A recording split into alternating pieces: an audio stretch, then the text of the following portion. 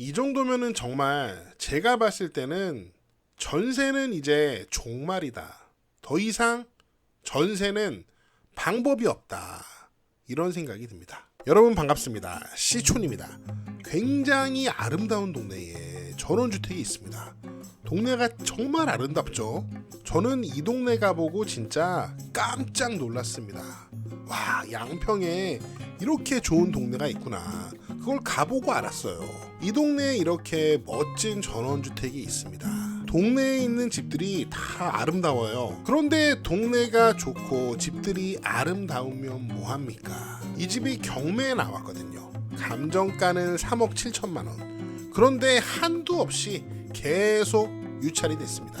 결국 현재 최저가는 6,200만 원. 와, 감정가 대비 6분의 1 토막이 났습니다. 이렇게 떨어진 데는 다 이유가 있습니다. 오늘 그 이야기를 하려고 하는데요. 우리가 얼마 전에 허그의 임차권 인수조건 변경과 관련된 영상에서도 우리가 살펴봤잖아요. 그 영상에서도 살펴봤지만 우리나라 현재 전세 제도의 문제가 굉장히 심각합니다. 이 경매 물건도 그런 전세 제도의 한계와 문제점을 아주 잘 보여주는 경매 사건인 것 같은데요. 한번 같이 살펴보도록 하겠습니다. 우선 현장을 간단하게 살펴보겠습니다. 여기는 양평군 옥천면 신봉리라는 마을인데요. 여러분 옥천면 잘 아실 거예요. 그 냉면으로 굉장히 유명한 동네잖아요. 옥천면에 가면은 전원주택 단지가 굉장히 많습니다. 제가 여러 군데를 가봤는데 가서 보니까 딱 봐도 아 여긴 참 좋다. 그런 단지들도 많이 있고 딱 봐도 아니 왜 여기다가 집을 지었대.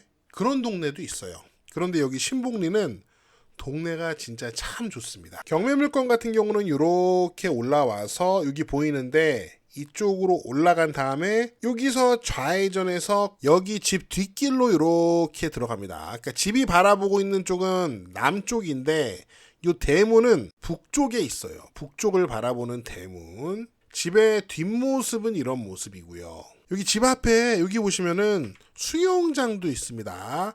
잔디마당에 수영장까지. 와, 진짜 이거는 뭐 전원주택의 로망이죠. 자, 경매물건의 땅은 140평 정도 되고요. 건물은 47평.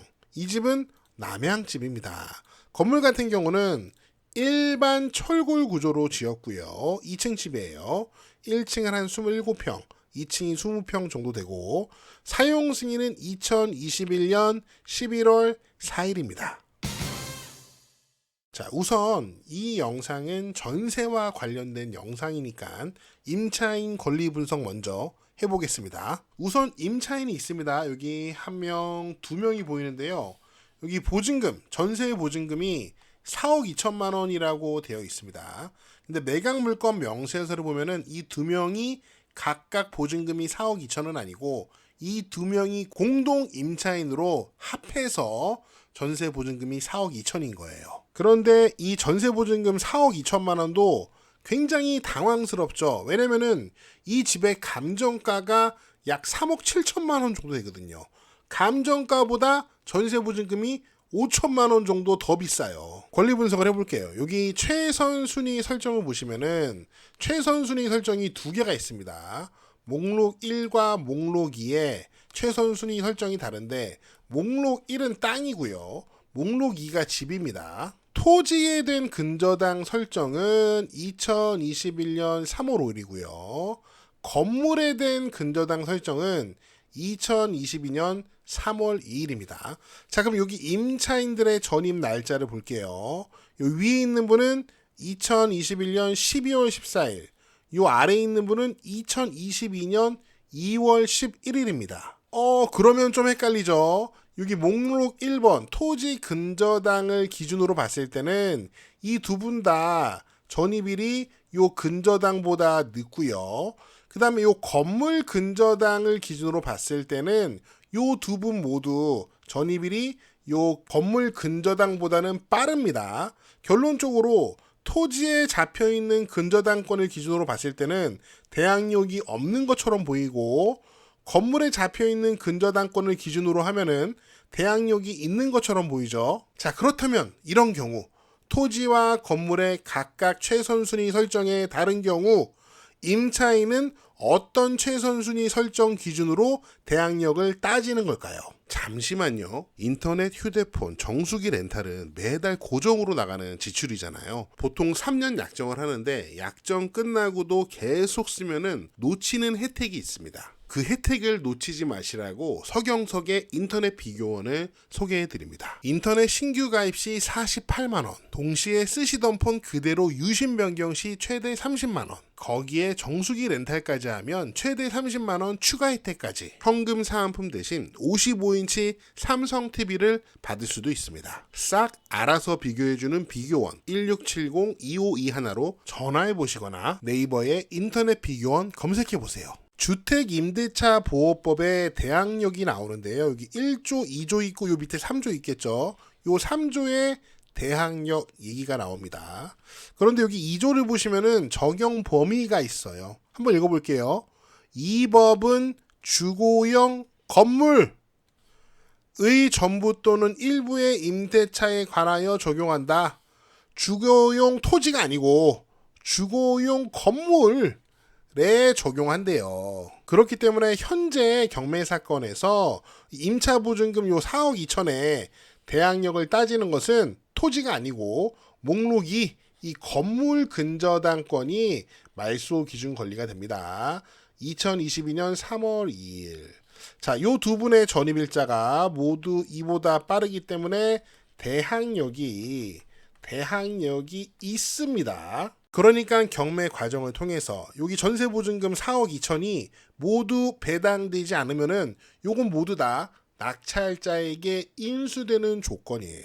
그 4억 2천만 원을 대신 내줄 사람이 나타나지 않으니까 낙찰되지 않고 계속 이렇게 유찰이 된 거죠. 이런 모습을 보면서 과연 우리나라에서, 우리 사회에서 이 전세 제도가 앞으로도 계속 지속 가능할 것인가? 저도 이 부분에 대해서는 좀 약간 회의적인 입장입니다. 전세 계약은 2022년 12월 13일 날 한 것 같고요. 그래서 그 다음날 전입하고 확정일자까지 받았습니다.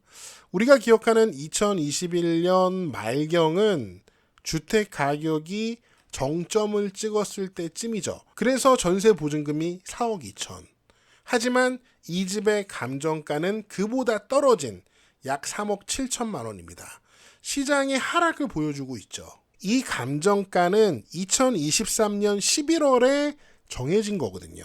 현재는 2024년 말, 어쩌면은 전원주택의 가격이 더 많이 떨어지고 있는 상황이라고 볼 수 있는 어떤 시장의 상황이에요. 시장은 계속 하락하는 느낌인데 전세보증금은 4억 2천에 머물러 있으니 어느 누가 이거를 낙찰을 받아줄 수 있겠습니까? 한편으로는 이 대항력이라는 게 참 좋기도 하고 한편으로는 좀 답답하기도 한 면이 있어요. 선순위 대항력을 확보하게 되면 임차인은 내가 집주인에게 줬던 그 보증금을 모두 받을 때까지, 집주인이 아니라면 뭐 낙찰자 아니면 그 집을 새로 매수한 사람, 그 사람들한테 내가 냈던 보증금을 모두 받을 때까지 집에서 쫓겨나지 않고 내가 집에서 살 수 있는 권리가 주어집니다. 그런데 요즘에 이런 경매 물건들을 보면 과연 이 대항력이라는 것이 진짜 권리인지 아니면은 족쇄인지 조금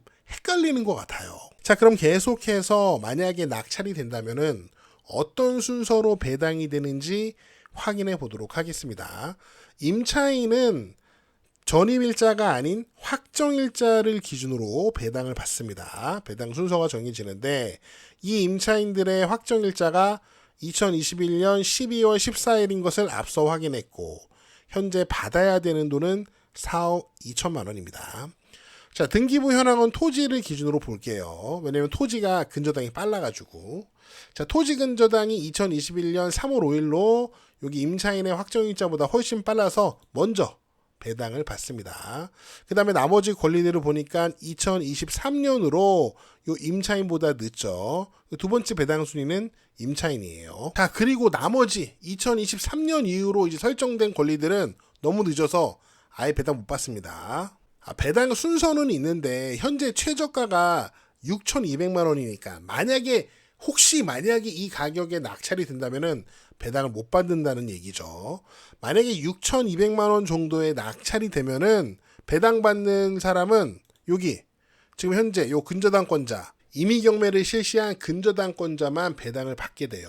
현재 청구 금액이 9,100만 원인데 만약에 6,200만 원에 낙찰이 된다면은 요 6,200만 원 정도 이제 경매 비용 빼고 배당 받고 요 근저당은 소멸합니다. 하지만 두 번째로 배당받는 요 임차인은 한 푼도 배당받지 못하는 상황이 되는 거죠. 물론 배당은 받지 못하지만 대항력은 갖고 있습니다. 이렇게 돌아보니까 여기 임차인이 또 전세 계약을 좀 잘못했네요. 물론 현재 경매 사건의 말소 기준 권리인 건물 근저당권보다는 전입일자가 빨라서 대항력이 있지만 요 토지에 미리 설정된 약 1억 원 가량의 대출이 있었잖아요.